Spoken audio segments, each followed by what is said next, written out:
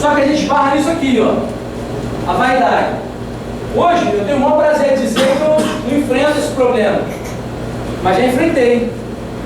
Não só no Botafogo, mas já enfrentei em outros lugares. A gente vai enfrentar sempre isso aí. A vaidade do cara achar que um está tomando o espaço do outro, um está falando demais, pô, aquele cara ainda querendo aparecer. Essa vaidade, ela não pode ser barreira para você. Você tem que usar isso como um aliado. Você tem que trazer as pessoas para trabalhar com você. Você tem que conseguir cativar a confiança daquele profissional que trabalha contigo na comissão, porque senão, meu amigo, não tem jeito. Então isso é uma coisa que a gente tem que pensar muito bem. Muita gente fala da estupidez, da ignorância, da falta de conhecimento. Eu não acredito nisso não. Eu acredito que a pessoa simplesmente só não foi oportunizada. Pô, eu trabalhava dentro do campo, cone, estaca, um monte de implementos. De repente comecei a trabalhar com tecnologia. Me dediquei para aprender uma outra área de conhecimento. Acho que todo mundo tem a sua capacidade. E hoje, se você entrar na internet, você vai ver um monte de informações sobre o tema que você quiser. Essa aula está sendo gravada, depois a gente vai compartilhar para vocês. Então hoje você tem uma ferramenta que te ajuda. O jogador hoje ele tem um iPad, um iPhone, isso, aquilo, e você pode mandar as informações para ele. Ele pode estar no ônibus indo para o estádio, e pode estar vendo os lances do adversário. Ele pode estar se vendo. Ele pode estar na concentração e estar também recebendo uma informação da equipe adversária. Além de ter visto aquilo, ele pode estar tendo à sua disposição. Ele pode trocar com você. Ele pode, de repente, não estar à vontade para falar naquele momento, mas ele manda um e-mail para você quando você compartilha. E você troca com ele. E aí você, de repente, se atenta a uma situação e fala assim, pô, vai ter um papo com psicólogo, com a psicóloga, a gente vai trabalhando contigo.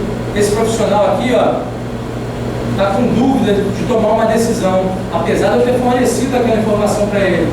Então você vai trocando cada vez mais.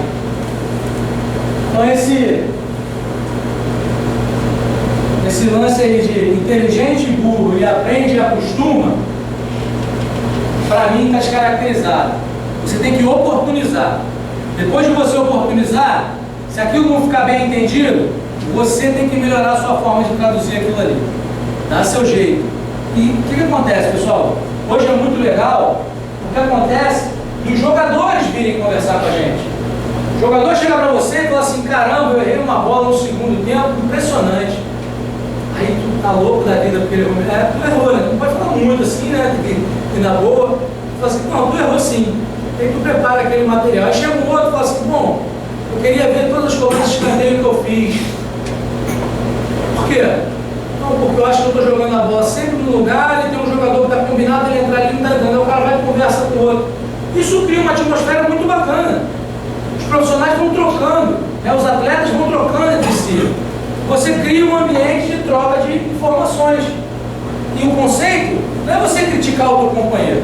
O conceito é você primeiro se perceber como você vai interagir com o teu companheiro de equipe e perceber como você vai fazer ele melhorar. Então isso é muito importante. Como é que a gente faz isso? Só pela internet? Não. A gente tem as nossas palestras. Onde elas são? Normalmente, quando elas são? Quando a gente concentra na General Severiano.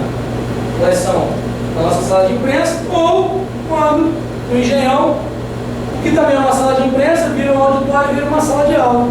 Então são inúmeras as situações que a gente cria um vídeo sobre bola parada quando vai treinar a bola parada, cria um vídeo da equipe adversária quando vai enfrentar um adversário. E a gente utiliza esse espaço como uma sala de aula.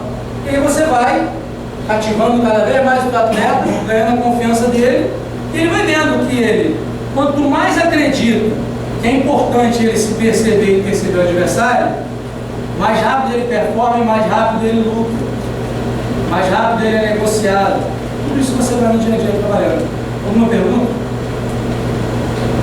Não? Só me dá uma olhada, tá?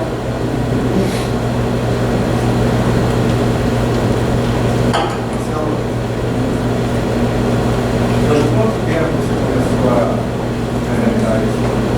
2009.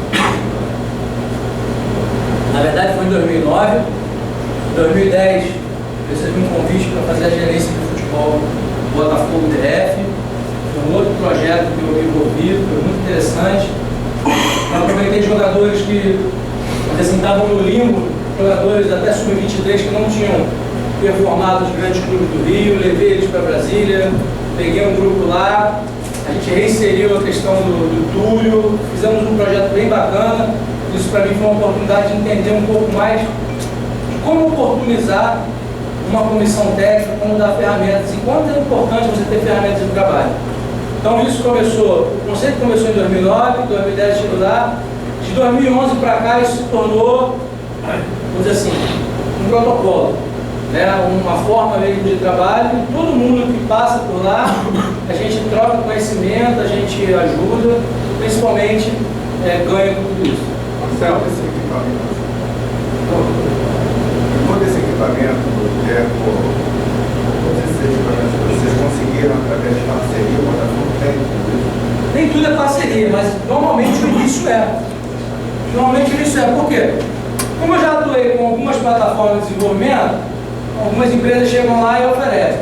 Como o Altamiro, que é um fisiologista, está sempre integrado à tecnologia e está em todos os congressos, tudo chega, basicamente tudo chega para a gente testar. Entendeu?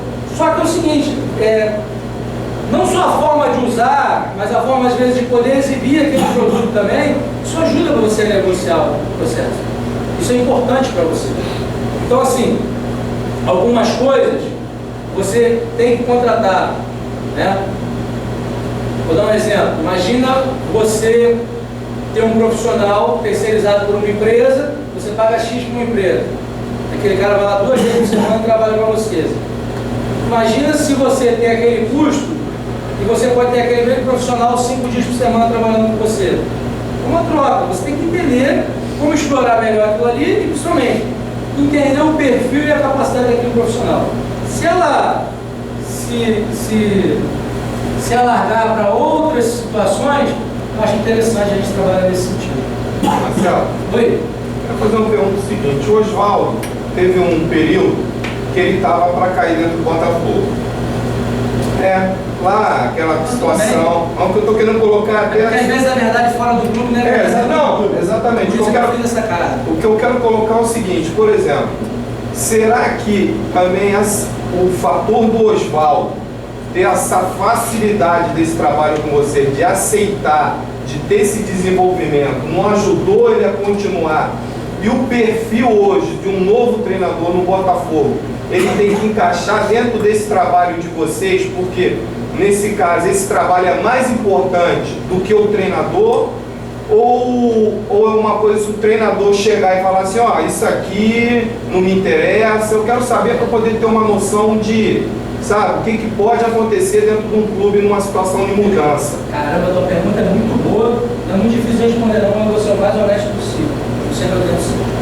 Primeiro, esse processo não está acima de nenhum outro processo. Não está acima de treinador, acima de nada. Dentro da hierarquia do futebol, o treinador está acima de tudo. E tem tá? Esse processo ajuda na tomada de decisão. É uma ferramenta. Eu estou querendo gerente geral, fisiologia, essa coisa toda. Segundo, falei no início da gestão de pessoas.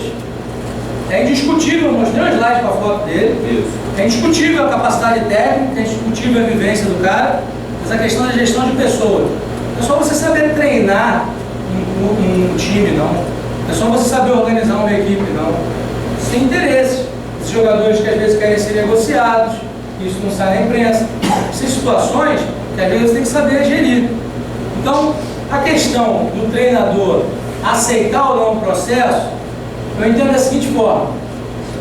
Imagina que você tem um prédio e na garagem você tem alguns carros. Você tem um carro à disposição, se você quiser. Só que a minha função é mostrar para quem chegar que o melhor carro de repente para aquele jogo é esse, o outro é aquele, é a minha função. Se eu vou convencer ou não, eu não sei.